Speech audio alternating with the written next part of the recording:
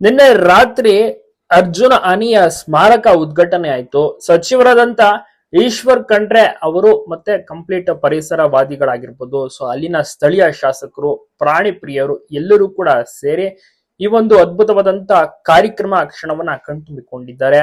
ಅರ್ಜುನ ಅಜರಾಮರ, ಯಾವಾಗ್ಲೂ ಕೂಡ ಜನರ ಮನಸ್ಸಲ್ಲಿ ಅಚ್ಚಳಿಯಾಗಿ ಉಳಿದಿರುತ್ತಾನೆ. ಇವತ್ತಿಗೂ ಕೂಡ ಅರ್ಜುನನ್ನ ನೆನೆಸ್ಕೊಂಡ್ರೆ ಬಹಳಷ್ಟು ಜನರು ಕೂಡ ಕಣ್ಣೀರ್ ಹಾಕ್ತಾರೆ.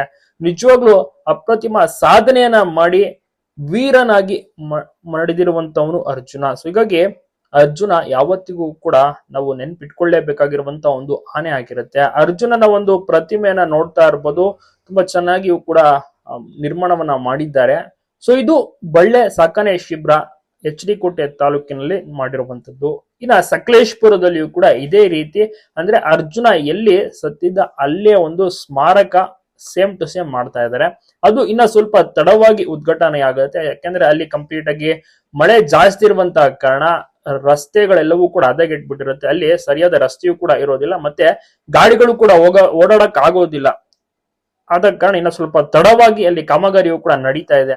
ಸದ್ಯಕ್ಕೆ ನಿನ್ನೆ ಬಳ್ಳೆ ಶಿಬಿರದಲ್ಲಿ ಅರ್ಜುನನ ಸ್ಮಾರಕ ಉದ್ಘಾಟನೆಯಾಗಿದೆ. ಸಚಿವರು ಕೂಡ ಬಂದು ಉದ್ಘಾಟನೆಯಲ್ಲಿ ಭಾಗಿಯಾಗಿದ್ದಾರೆ.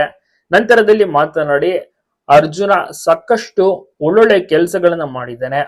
ನಮ್ಮ ಅರಣ್ಯ ಇಲಾಖೆಗೆ ತುಂಬಾನೇ ಹೆಸರು ಗೌರವವನ್ನ ತಂದು ಕೊಟ್ಟಿದ್ದಾನೆ.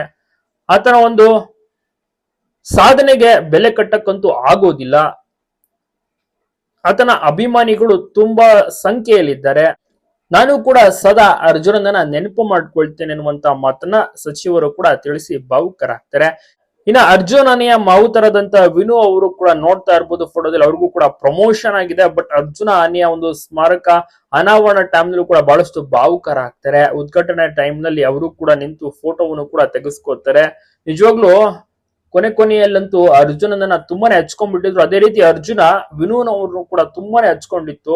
ಅವರ ಒಂದು ಒಡನಾಟ ಎಲ್ಲವನ್ನೂ ಕೂಡ ನಾವು ಟಿವಿ ಆಗಿರ್ಬೋದು, ಬೇರೆ ಬೇರೆ ಕಡೆ ಕೂಡ ನೋಡಿರ್ತೀವಿ. ಸ್ವಸ್ಥರ ಮಟ್ಟಿಗೆ ಇದ್ದಂತ ಒಂದು ಬಾಂಧವ್ಯ. ಅರ್ಜುನ ಇವತ್ತಿಗೂ ಕೂಡ ಅವರ ಮನೆಯ ದೇವರು ಅಂತಾನೆ ಹೇಳ್ಬೋದು.